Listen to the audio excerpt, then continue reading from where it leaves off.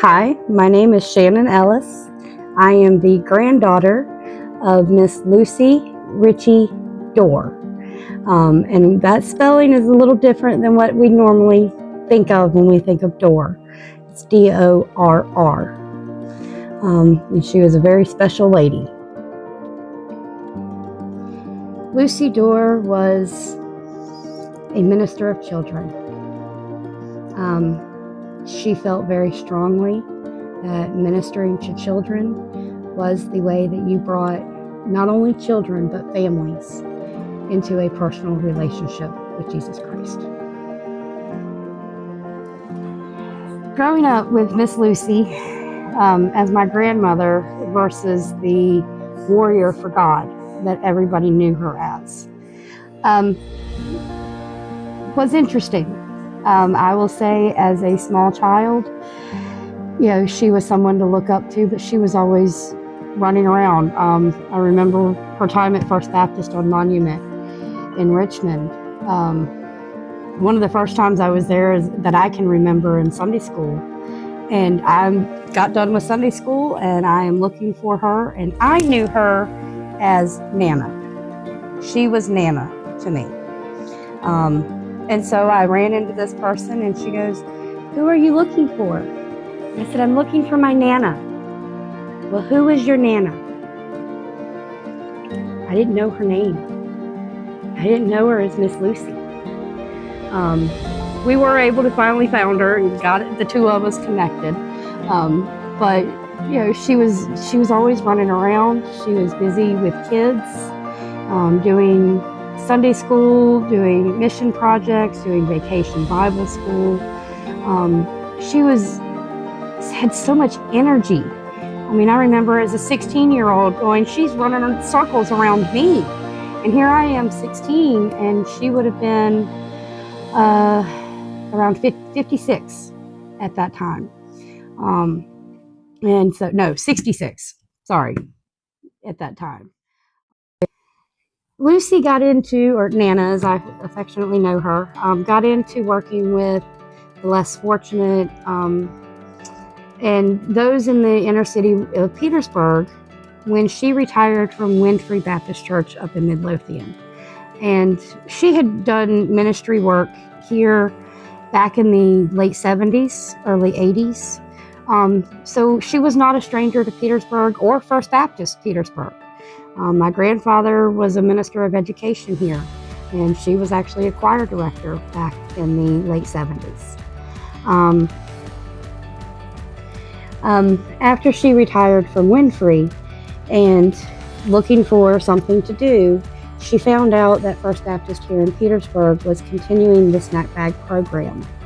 And in them continuing that, she felt strongly of coming back here and helping with that. And that was actually in 2014 that she came. In 2018, the Salvation Army Men's Shelter closed here in Petersburg. And it was during that time that her and a group of other churches were trying to come up with an emergency shelter before the Salvation Army closed. Well, things did not work out that way.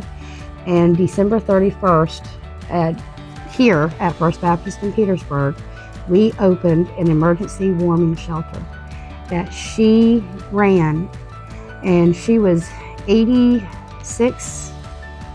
something at the time, in her late 80s, and was here every night for 3 months, all night long, working with providing shelter. She was also instrumental in talking to area churches to secure food. They were also doing a laundry ministry, and so she was collecting quarters for them to go and wash clothes. And they had also talked to the YMCA at that point and were able to take individuals over there for showers. And so, but it was her and multiple other individuals. One of the things that my grandmother, that First Baptist was still doing, that my grandfather and my grandmother, they'd been married, they're been married for over 50 years. But when they were first here at First Baptist in the late 70s, him and other members from other churches in the downtown area realized there was a need to feed the less fortunate. And so him with other members of other churches in the downtown area created what we now know as the Downtown Churches United. And what they did was they took turns in providing a hot meal for the less fortunate. Throughout the years, that ministry has grown to the point that the churches could not do the dinners or the meals at their locations. And so a central location was secured and is on Commerce Street, and it's called the Hope Center. And they still to this day offer a hot meal 7 days a week, from my understanding, every day at lunch. But churches throughout the downtown area still continue to take turns in providing for the less fortunate. Back in the early 2000s, so right around 2000 actually, she had retired from First Baptist on Monument and was working at Bon Air Baptist as their minister of children. While there, she was diagnosed with breast cancer. And I remember coming up and picking up my sister so that my mom could stay for them to do a surgery. After that surgery, she started radiation. Throughout all of those radiation treatments, she was continuing to go to Bon Air every day and work with those children. Children were the way to Christ for her. That was the way to bring people to Christ and have a relationship, was through the children. My family are very much rooted in their faith. Every day was a walk with God, a walk with Christ. And so because my mom, along with her 5 brothers and sisters, grew up in that type of environment where the Lord was the most important thing. And because of that, in the way they lived their lives, she felt a calling to be a missionary, and was actually on a mission trip in Haiti when she really felt the Lord calling her specifically to Haiti. It's actually kind of neat. She was walking along the beach one day and happened to see a guy sitting there along the beach, and didn't think too much of it and continued on. But the Holy Spirit was really working on her through that and sent her back to that individual. And come to find out, he had a massive cut on his bottom of his foot. So she simply just got in the sand and started cleaning his foot with her nursing background. Cleaned his foot, and in the process of that, he stopped her, picked up her face to look at him, and said, "Thank you."